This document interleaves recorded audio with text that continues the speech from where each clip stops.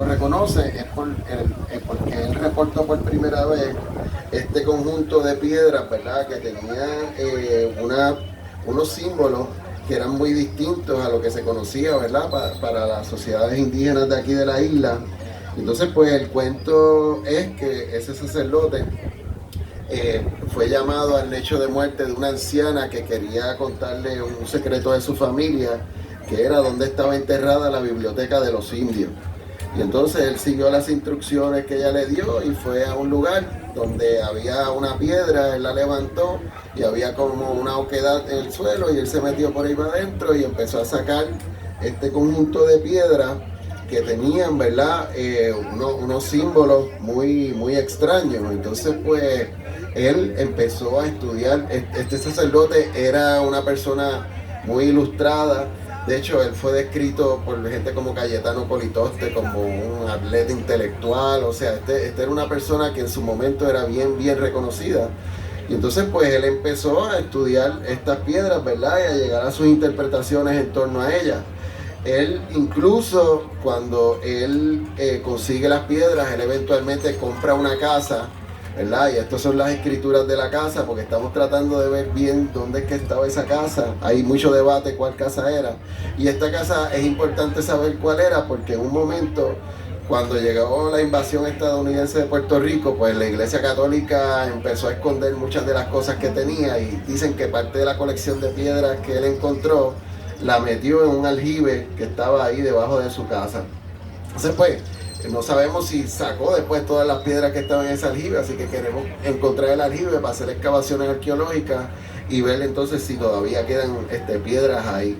El asunto es que esas piedras en su principio, según lo que él escribió, eran 800 piedras. Y entonces pues él empezó a hacer análisis de ellas, ¿verdad? Y él pues hizo diferentes interpretaciones, pero importante fue que él hizo este museo, o sea que, y voy a explicarles por qué esto es importante después. Él encuentra las piedras, sabemos que esas piedras ya las había encontrado más o menos para el año 1880, y entonces pues él hizo este museo en su casa. Y entonces pues por ejemplo, esto es una noticia que yo encontré sobre una reunión que él tuvo en su casa con Román Valdoriotti de Castro, con Agustín Stahl, ¿verdad? Que estamos hablando que estos eran personajes bien importantes. Y pues para tratar el tema de la posibilidad de hacer un museo de historia natural en Puerto Rico, un museo que ahora es que se logró fundar uno, ¿verdad? Allá en Guayanilla. Entonces, pues, este sacerdote, él llevaba haciendo muchas investigaciones, ¿verdad? Y uno de los temas que a él le interesaba mucho era por dónde había desembarcado Cristóbal Colón en Puerto Rico. Y eso era un debate enorme, ¿verdad? Entonces, pues en el cuarto centenario del supuesto descubrimiento de Puerto Rico, se hizo un debate de diferentes intelectuales, donde la isla se dividió en dos. Unos planteando que Cristóbal Colón había desembarcado por el oeste de Puerto Rico y otros que planteaban que Cristóbal Colón había desembarcado por el sur. Pero entonces esta cita es importante porque parece que él había escrito algo, pero para poder publicarlo él necesitaba autorización de la iglesia. Y entonces pues, y también parece que él era una persona como que era media pachosa para sacar sus cosas, ¿verdad?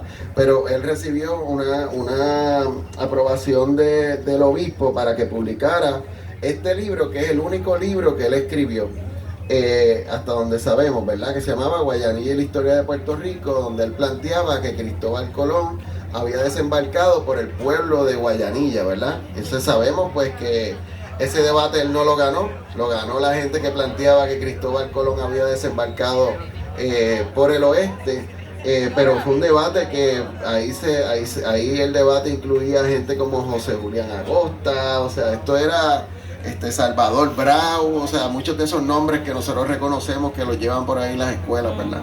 Entonces, pues, él lamentablemente sobre las piedras, de que nosotros tengamos registro, tenemos muy poco escrito, ¿verdad?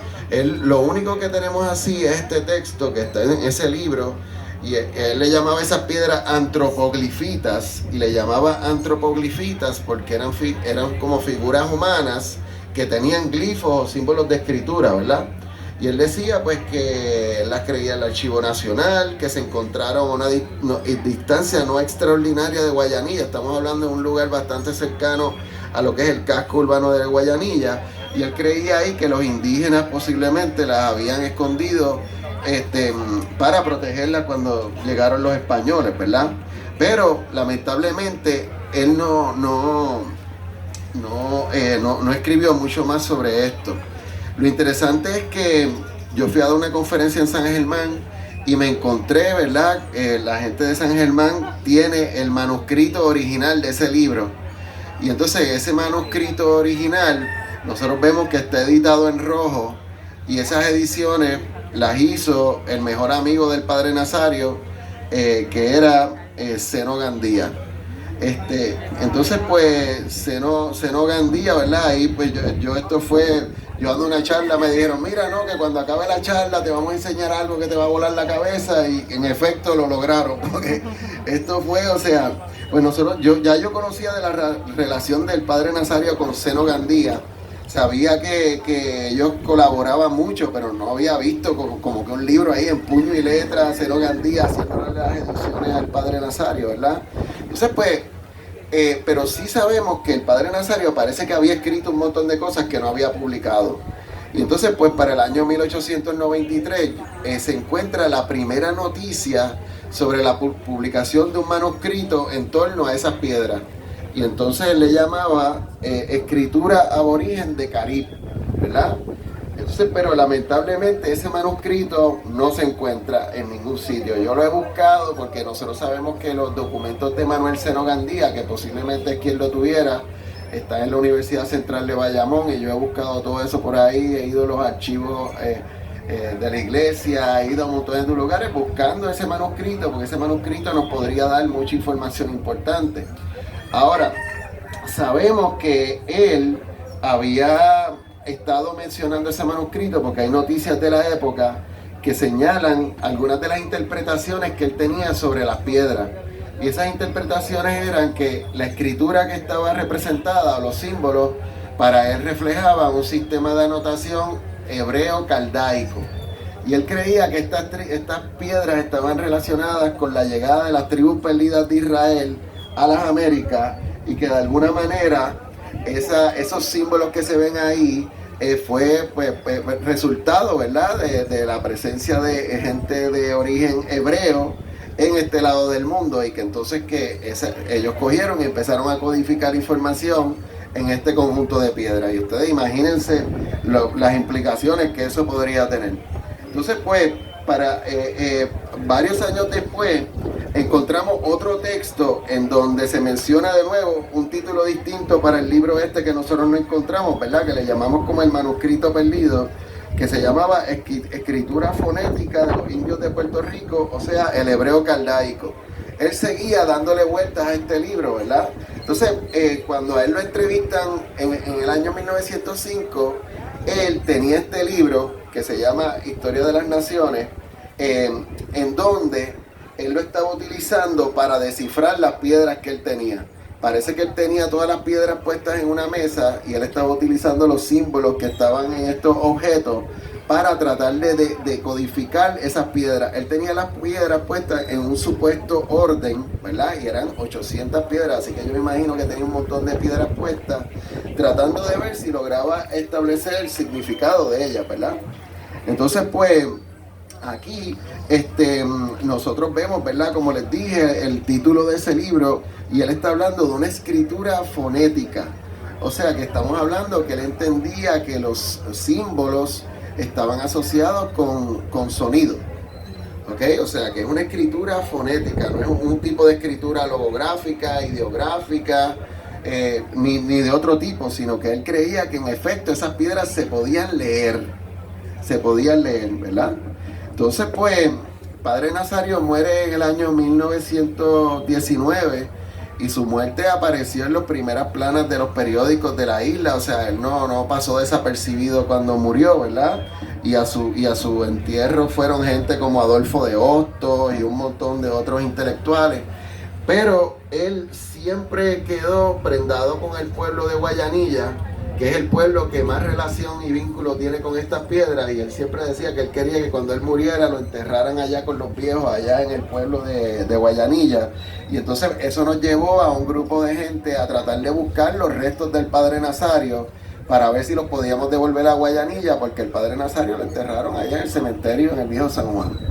Entonces, pues, lamentablemente los huesos de él no aparecen por ningún sitio. Eso es algo que no hemos logrado conseguir. Ahora, sí conseguía una descendiente del padre Nazario, y ella tiene la única foto que existe del padre Nazario, la cual pues me obsequió, ¿verdad? Pues en relación a los estudios que hemos estado haciendo sobre su figura, ¿verdad? Entonces, pues, aparte del padre Nazario, esta historia tiene otra figura importante, que es la mujer que le dio la información al padre Nazario, o sea, la señora que le dio la información. Entonces, pues, en el pueblo de Guayanilla hay una historia de que esa señora se llamaba Juana Morales, ¿verdad? Y que ella estaba casada con este señor Francisco Fraticelli, y que, pues, el asunto es que yo me puse a investigar a Juana Morales, a ver. Pero entonces, si la historia que se recogió, que ella era una anciana moribunda cuando se encuentra con el padre, ¿verdad? Y sabemos que ya las piedras existían para el 1881. Si esa historia es cierta, pues no podía ser Juana Morales, porque yo cuando me pongo a investigar le encuentro que después del 1881 ella tuvo 2 hijos más.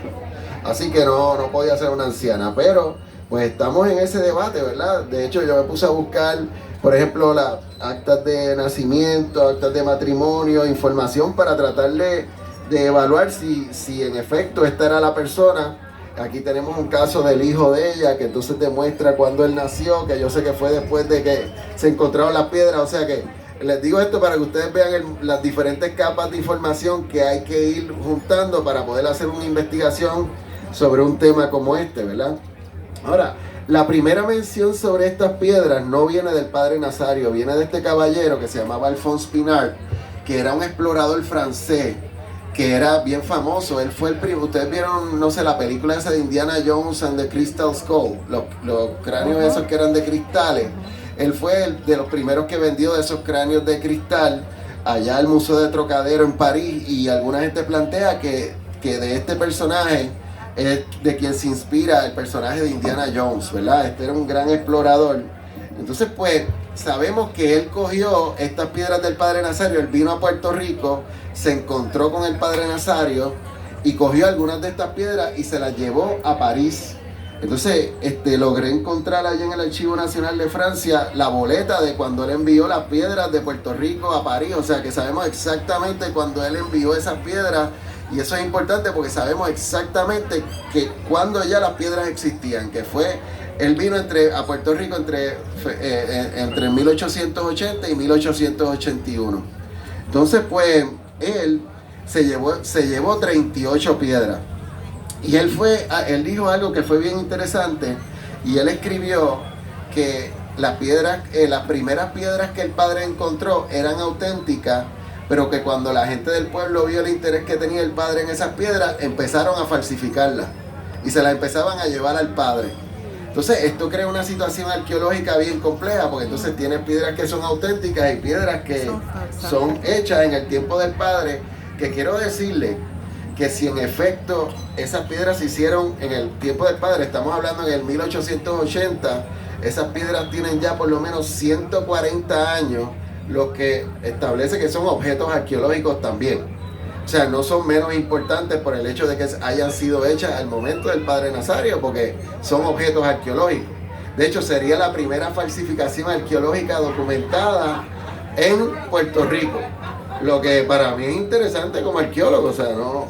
Pero entonces, esas 38 piedras que él se llevó, hoy están en el Museo Dupuy-Branly en París.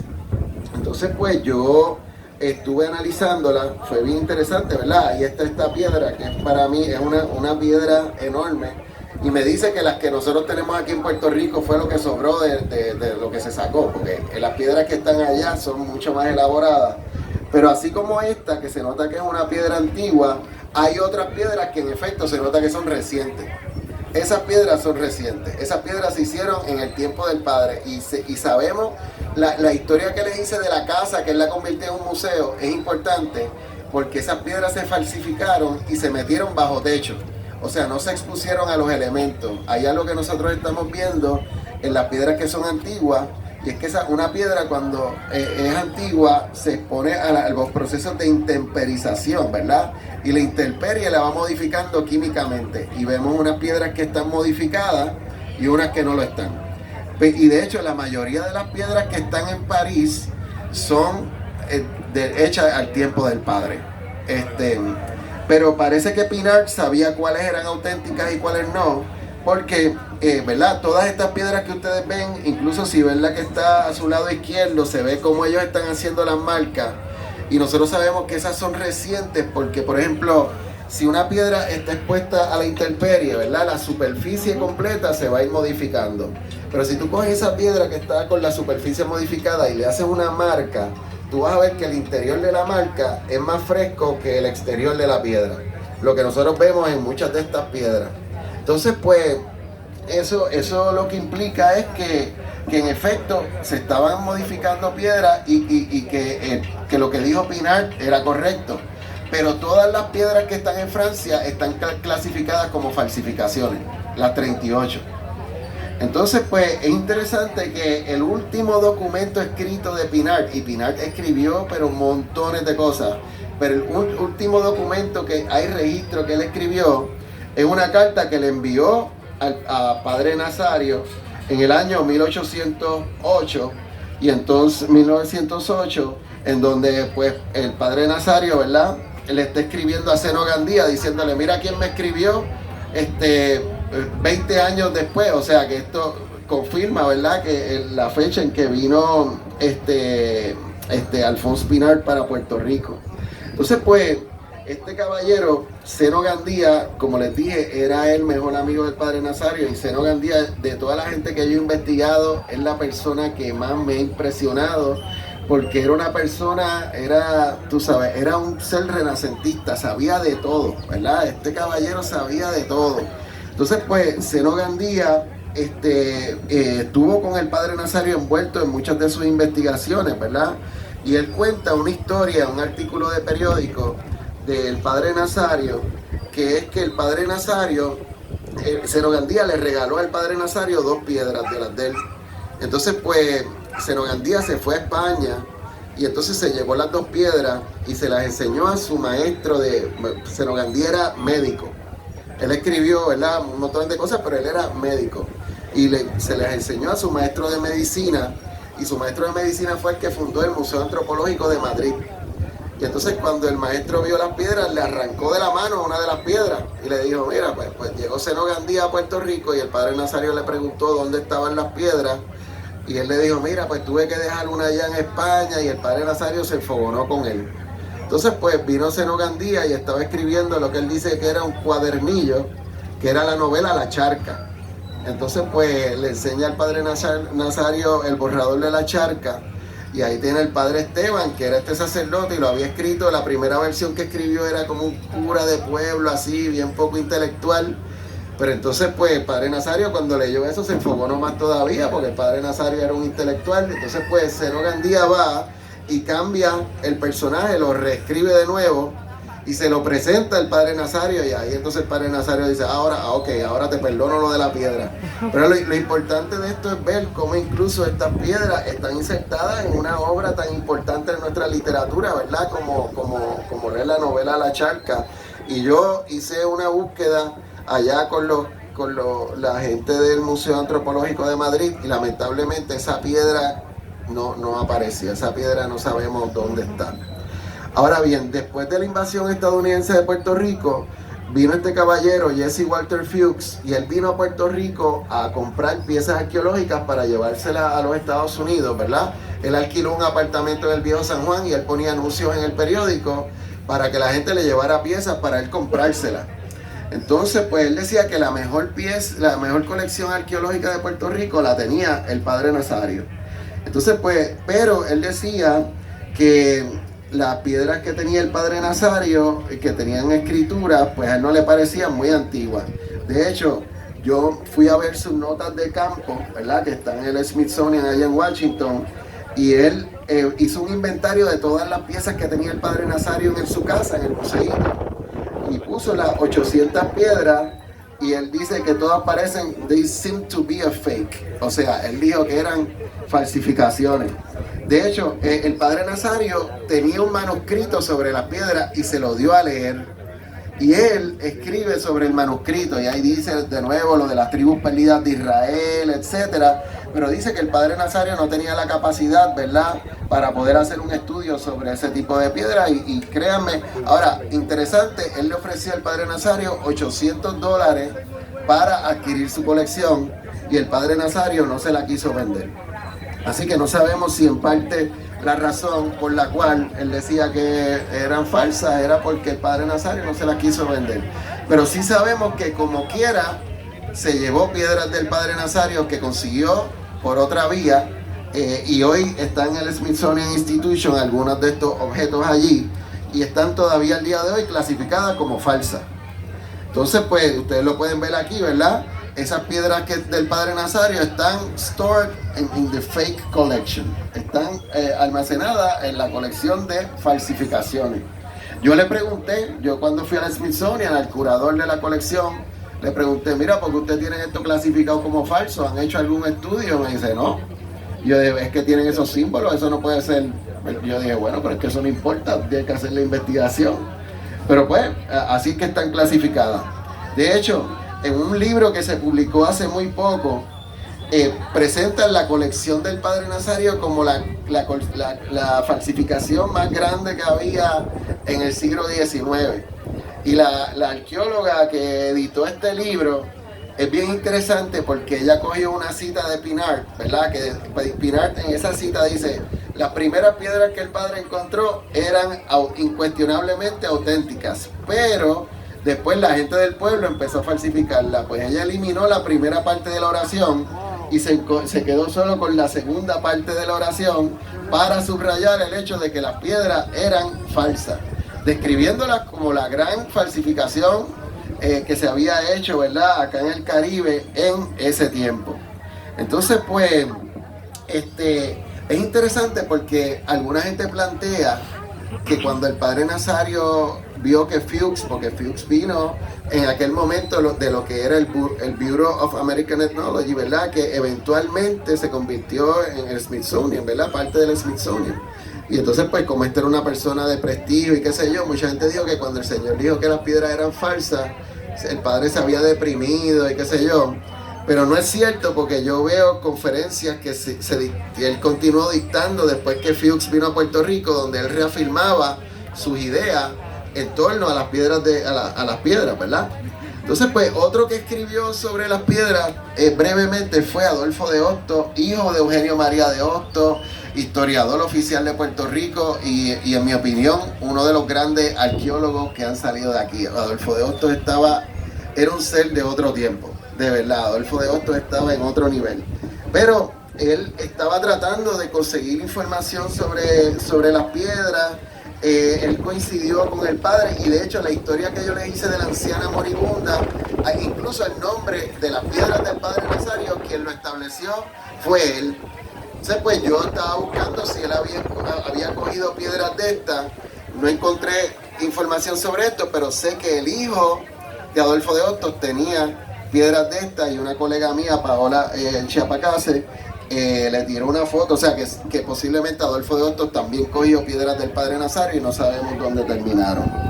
Eventualmente vino otro investigador de la Universidad de Harvard, Samuel Lothrop, y vino para acá en el 1915, y él hizo el primer inventario arqueológico de Puerto Rico. O sea, el primer inventario de sitios arqueológicos de toda la isla lo hizo él. Y él, cuando viene a Puerto Rico, también se lleva algunas piedras del padre Nazario que están en el Peabody Museum en Harvard. Y en Harvard también están clasificadas como falsas. Y en Harvard también fui y pregunté, ¿y por qué ustedes dicen que son falsas? Y me dicen, porque tienen escritura. Y yo, pero bueno, pero le han hecho estudios a las piedras. No, es que tienen escritura, así que deben ser falsas. Entonces, pues, esas piedras fueron también vistas por la persona que le llaman el padre de la arqueología del Caribe, Irving Rouse, y muchos de los nombres que ustedes oyen, saladoide, ostionoide, todos esos nombres, él fue el que se los inventó. Y entonces pues este caballero, nosotros no teníamos información de que él había visto las piedras en detalle, pero cuando yo voy a Yale y veo sus notas de campo, él se leyó el libro del Padre Nazario, tenía notas del libro del Padre Nazario y menciona las piedras que Lothrop él fue a estudiar las piedras de Lothrop en Harvard y entonces puso 5 carved stones, all frauds. Todas las piedras las consideró nuevamente falsas. Es interesante que, o sea, les menciono todo esto porque estos son los personajes de la arqueología del Caribe. Y por eso es que todavía al día de hoy muchos arqueólogos cuando hablan de esas piedras dicen son falsas, pero tú les preguntas, ¿pero tú las has visto? ¿Tú las has analizado? Pues no, pues es que son falsas porque ya lo dijo, ¿verdad? Y en la ciencia hay algo que le llaman los expert systems, que aquí viene alguien de Harvard y les dice 4 disparates y todo el mundo se lo cree. Porque vino de allá, ¿verdad? Es como tú sabes, el rey foráneo, ¿verdad? El Stranger King. Vino de allá y nos dijo 4 disparates y la gente aquí, pues rápido no lo creemos. Exacto. Pues entonces, ahora, había una señora que yo investigué porque esta señora me pareció fascinante. Ella se llamaba Alice Lucran de Santiago y ella vino a Puerto Rico con el proceso de americanización de la isla. Ella vino a ser maestra de inglés y entonces pues ella se casó con un médico de Puerto Rico y se convirtió en la primera mujer coleccionista que había aquí en la isla. Ella empezó a coleccionar piezas arqueológicas y empezó a ser la principal suplidora de piezas a lo que es el Museo del Indio Americano del Smithsonian, que está en Washington. Entonces esta señora parece que cogió un montón de piedras del Padre Nazario y empezó a estudiarlas. Ella tenía su propia hipótesis, decía que algunas piedras tenían símbolos chinos y otras tenían símbolos fenicios. Pero entonces algo interesante que ella hizo fue que cogió un par de piedras de estas y se las envió a los expertos en escritura antigua de la Universidad de Yale, ¿verdad? Y estos expertos analizaron las piedras y le enviaron un informe. Y ella publicó ese informe en el periódico. ¿Y por qué lo publicó? Porque el informe que ellos hicieron establecía que las piedras eran antiguas. Es la primera vez que unos expertos en escritura verdaderamente habían analizado las piedras y ella publicó el artículo de que las piedras eran antiguas. Entonces cuando yo leí el artículo dije, wow, esto es demasiado perfecto. Yo no le creo, porque en verdad yo no le creo a ella, porque si tú quieres probar algo, tú te inventas 4 cosas para probarlo. Pero tuve suerte de que conseguí el dictamen que hicieron los profesores en la Universidad de Yale. Y entonces, en el dictamen establece que en efecto las piedras son auténticas, pero que la escritura no es fenicia, no es nada de lo que ella creía, que eso es otra cosa. De hecho, ellos no saben qué era eso. Pero entre los dos, había uno de ellos, el profesor Torrey, que era bien reconocido porque él era uno de los principales detectores de fraudes de escrituras antiguas que existían en los Estados Unidos en ese momento. Así que ella escogió bien el mandárselo, ¿verdad? Yo escribí, por si a alguien le interesa, un artículo sobre ella que está disponible en línea, porque esta me parecía una señora fascinante. Ella estaba metida por los montes, ella hacía excavaciones arqueológicas y créanme que el mundo del coleccionismo arqueológico todavía al presente es un mundo dominado por los hombres. Y estamos hablando que esta mujer en los años 20, los años 30 estaba intercambiando con toda esta gente, o sea, ella estaba en otro nivel y peleando. De hecho, ella tuvo un debate bien interesante con el padre de la antropología americana, Franz Boas.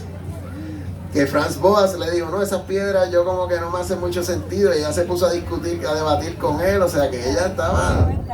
Entonces pues, nada, el asunto es que haciendo esta investigación histórica me he encontrado con personas que hablaron de hallazgos de piedras parecidas a las del Padre Nazario en otros lugares. Por ejemplo, este es una publicación que se hizo en el 1933 donde se presenta una de estas piedras que se encontró supuestamente en el municipio de Florida. Y tiene todos los símbolos, es una piedra del Padre Nazario, pero está hecho de un tipo de material distinto. Algunos de estos materiales también formaron parte de la colección arqueológica más grande que había en Puerto Rico, que era la colección Junghans, que eventualmente esa colección pasó al Instituto de Cultura Puertorriqueña, ¿ok? Y entonces eventualmente, miren, esas piedras pasaron al Instituto de Cultura Puertorriqueña a mediados de la década del 50 y estuvieron en el Instituto de Cultura y nadie les prestó atención. Cero atención, ninguna atención. Don Ricardo Alegría no escribió nada sobre las piedras, esas piedras estaban allí.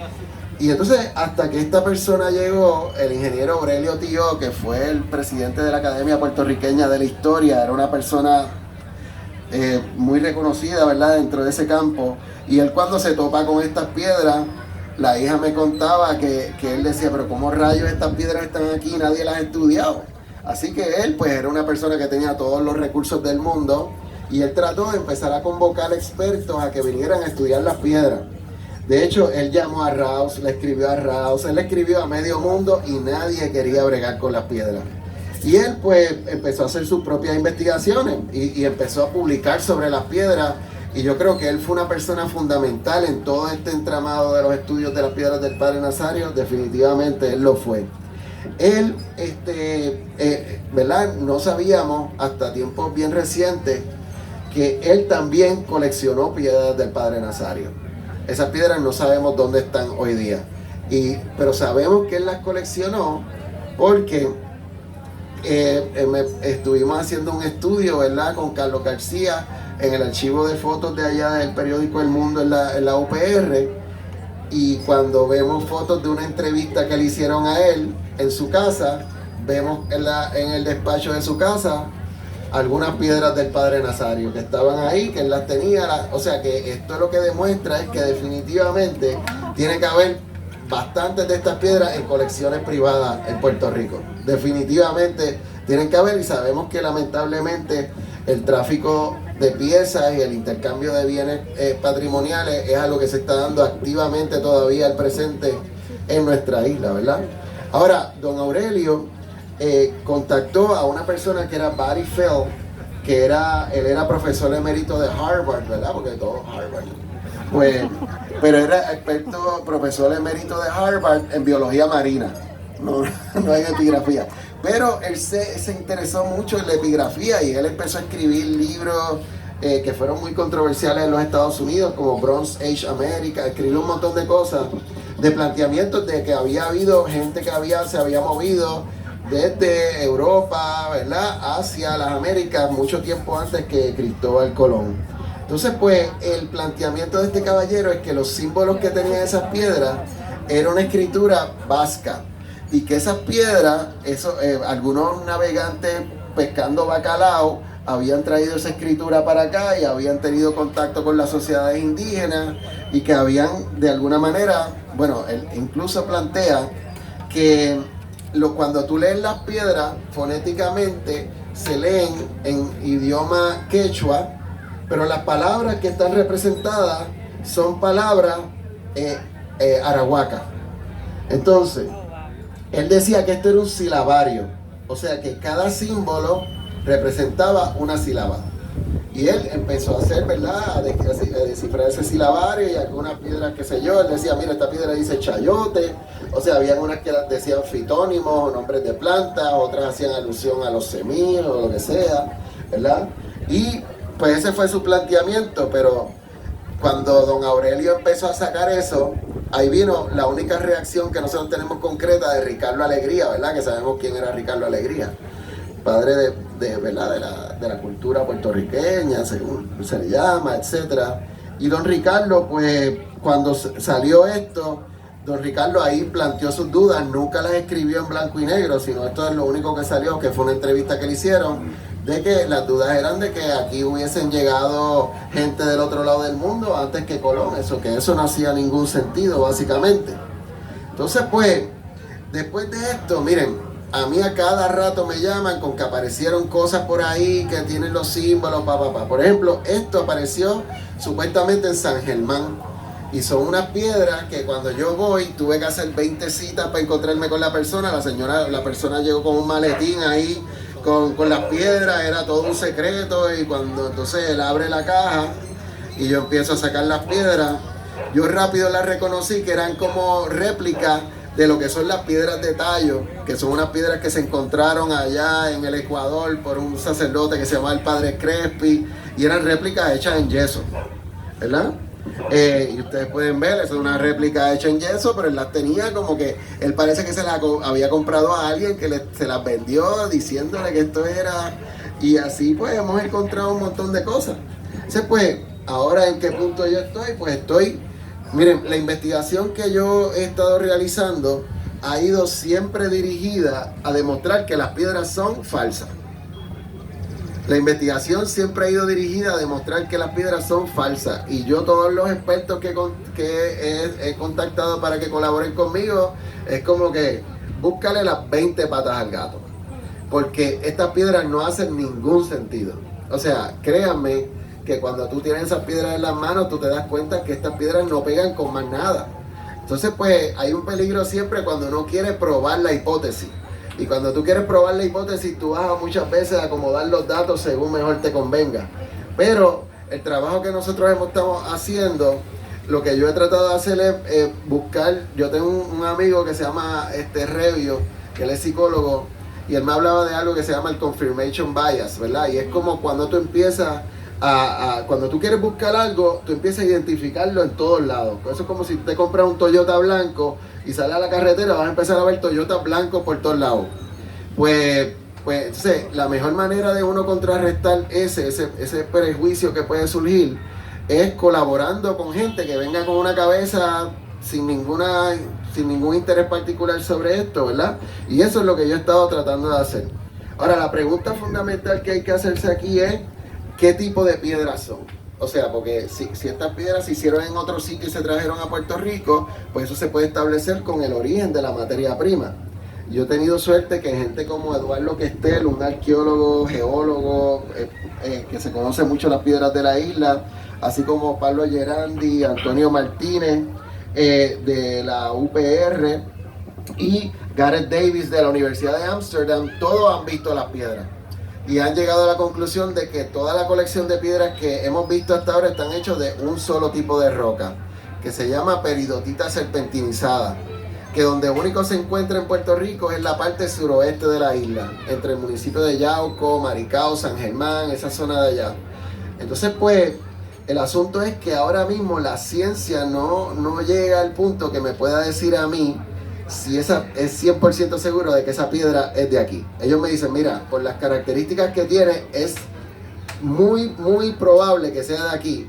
Pero a diferencia de otras piedras como el jade, el pedernal, que tú puedes hacerle caracterización química y tú puedes discriminar las fuentes claramente, con este tipo de roca no se puede hacer. Pero ellos creen que la presencia de bastitas, que es un tipo de formación que tiene la piedra, es bien parecida a la que hay en el área de Media Quijada, allá en Yauco. Por lo tanto, ellos dicen, mira, yo creo que es de aquí, pero no te lo puedo asegurar. Entonces, pues, pues esas formaciones que ustedes ven allá en la parte suroeste, son las formaciones de serpentina, ¿verdad? Que son posiblemente las que podrían estar asociadas con estas piedras. Hemos estado también haciéndole scanning tridimensional a algunos de los objetos, y hemos visto algo que es bien interesante, que es lo que se llama intemperización diferencial. Y eso es que si una piedra uno la cuesta, ¿verdad?, está enterrada de lado en el suelo y tiene la intemperie afectándola en un solo lado, tú vas a ver que un lado de la piedra está intemperizado de una manera distinta al otro. Entonces, pues hemos encontrado eso en varias de las piedras. Si ustedes miran las que les quedaría a ustedes a la izquierda, hay un lado de la piedra que está mucho más erosionado que el otro, ¿verdad? Entonces, pues eso lo estamos mirando utilizando este tipo de tecnología, ¿verdad? De scanning tridimensional. Entonces, pues, recientemente hemos estado también mirando las huellas de uso. ¿Por qué? Porque al padre lo acusaron de que las marcas de las piedras, él le había pagado un jíbaro para que las hiciera con un mocho. Entonces, pues, si tú coges una piedra y tú la marcas con un mocho, o con un machete, o con un objeto de metal, cuando tú haces análisis de alta magnificación, ese trazo se va a ver ahí. Ese trazo de metal se va a ver y tú puedes diferenciar diferentes tipos de materiales empleados para hacer esto. Los estudios iniciales que hicimos con esto, los hicimos con Esteban Faquini aquí en el Centro de Ciencias Moleculares de aquí de la UPR, y ahí empezamos a ver, ¿verdad?, que algo que queríamos ver era lo que yo les dije anteriormente, que es cuando tú haces una marca, ¿verdad? Si tú la haces y esa marca después no se expone a la intemperie, el interior de esa marca va a estar menos intemperizado que el exterior de la piedra. Así que queríamos ver eso, pero cuando metimos la piedra en el microscopio vimos que el interior de la marca estaba bien intemperizado. O sea, ¿qué quiere decir eso? Que se hizo la marca y después la piedra se tiró a la intemperie y eso se empezó a alterar químicamente adentro. Entonces, pues, eventualmente yo dije, espérate, si el padre Nazario estaba falsificando supuesta escritura hebrea, pues yo quiero llevar las piedras a un sitio donde en efecto hayan expertos en esa escritura hebrea y hayan visto esto. Y me las llevé para Israel, para el museo, para la Universidad de Haifa, que tiene un laboratorio de huellas de uso, que analizan exactamente eso y han analizado un montón de piedras de esas. Y créanme que cuando yo se la di a ella, Iris Gromal Jaroslavsky, le di la primera piedra y ella la vio y me dijo, ¿quién dice que esto es reciente? Esto, mira, no tengo que hacer ni el estudio para decirte que esto es viejo, porque mira, me empezó a hablarle de la intemperización que tenía, de cuánto se tarda una piedra en intemperizarse, o sea, pero nada, ella hizo el estudio, empezó a ver las marcas y ella empezó a ver que ella no vio ningún trazo de metal y ella lo que planteó es que posiblemente las marcas se hicieron con un tipo de roca que se conoce como pedernal, que es el tipo de roca que se utilizaba aquí por las sociedades indígenas para picar la carne y hacer lo que ellos hacían, ¿verdad? Entonces, pues, ella vio también que algunas de las piedras que yo llevé tenían como que hicieron la cara y en la parte de la barbilla tenía un golpe. Y ella pues no sabía si ese golpe era porque querían representar algún tipo de barba en la pieza o qué era lo que representaba, pero era un elemento técnico que yo ni había visto. Fue cuando ella empezó a verlo en el microscopio como que nos dimos cuenta de eso, ¿verdad? Entonces pues vio también que algunas de las marcas tenían impregnado pigmento de ocre. O sea que ella me dice que ella cree que algunas de estas piedras pudieron haber estado pintadas. Y tienen que entender que estas piedras le han pasado cepillo, estas piedras, bueno, yo tengo una colega, Luz Verónica Muñoz, que un día estaba fumándose un cigarrillo ahí en el Instituto de Cultura, en el patio, al lado del depósito, y cuando mira, en el patio tirada había una piedra del Padre Nazario. Y entonces, ¿sabes? Esas piedras, cuando yo las vi por primera vez, una de esas piedras estaba aguantando una puerta ahí en el Instituto de Cultura. O sea, esto no, o sea, ustedes pueden imaginarse lo maltratadas que han sido las pobrecitas piedras, ¿verdad? Pero en una de las piedras encontró un trazo de lo que ella cree que es oro. Y ella me dijo, mira, yo no sé si algunas de estas piezas podrían tener algún tipo de repujado en oro, que eventualmente se lo removieron. Pero tratamos de hacerle difracción de rayos X, pero por el nivel de modificación que tenía no logramos establecer claramente si en efecto este era el caso o no. Esto es algo que estamos tratando de evaluar ahora, ¿verdad? Entonces, pues, y de hecho estamos haciendo otro estudio con unos colegas del Instituto Nacional de Antropología e Historia para tratar, y aquí este estudio es como el que hicimos en Israel, pero en esteroides. Este es como que todavía un nivel mayor de magnificación, porque estas piedras, o sea, si uno va a hacer interpretaciones sobre ellas, cuando tú piensas en la ciencia, dice como que interpretaciones extraordinarias requieren evidencias extraordinarias. O sea, y nosotros no podemos ponernos a escribir sobre esto con la evidencia a medio pocillo, ¿verdad? Entonces, pues, pero nada, hemos tenido la suerte también de que algunas de las piedras tenían lo que se llama quemado confinado. ¿Y qué es eso? Que ellos cogían la piedra y parece que la pegaban al carbón. Y entonces eso provocaba que en la arqueología le llaman pot leading, que parte de la piedra se partiera. En ese pedacito de la piedra que se partía se le impregnaba carbón. Entonces removimos ese carbón que estaba ahí porque nos podría decir cuándo fue que se hizo esto, ¿verdad? Y las fechas que tenemos hasta ahora van más o menos como de 3000 antes de Cristo y 900 después de Cristo. Hemos sacado 5 fechados de las piedras. Es un largo periodo de tiempo, pero todas las piedras que tenemos hasta ahora, los resultados han sido precolombinos. Ahora, yo les voy a decir, o sea, yo he cogido piedras que están quemadas, que tienen carbón metido ahí, pero hay que tomar en cuenta que si uno somete esto a una revista científica, te van a preguntar, pero espérate, esas piedras le pasaron cepillo, esas piedras qué sé yo, ok, se puede cuestionar este resultado y yo podría comprender por qué lo cuestionarían. Por eso es que En la arqueología lo más importante que nosotros tenemos siempre es el contexto. ¿Dónde salió la piedra? Y como estas piedras no tienen contexto, pues ahí siempre vamos a tener ese limitante, ¿verdad? Presente. Pero sí hemos calibrado las fechas y pues el rango que tenemos es ese que les dije, como de 900 a 1000 antes de Cristo a 900 después de Cristo. Ahora bien, el otro tema es los símbolos. Y ahí, pues yo dije, espérate, ¿a quién yo voy a traer? A que mire esos símbolos.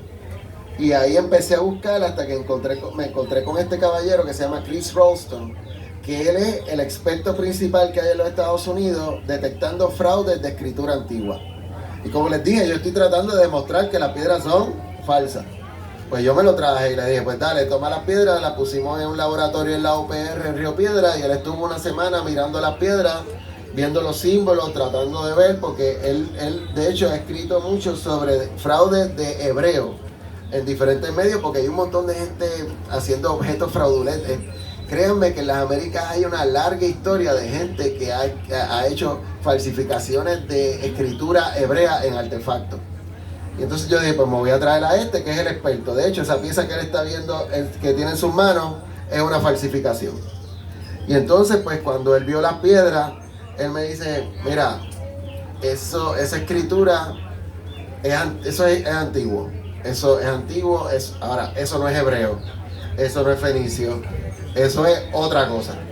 Él me dice que lo que él puede interpretar de lo que vio es que el sistema que está ahí posiblemente se desarrolló porque la gente de aquí tuvo contacto con otras personas que tenían un sistema de escritura establecido ya y que a partir de ese contacto se estimuló el desarrollo local de un sistema de escritura nuestro, ¿no? O sea, o paleoboricua le podríamos llamar.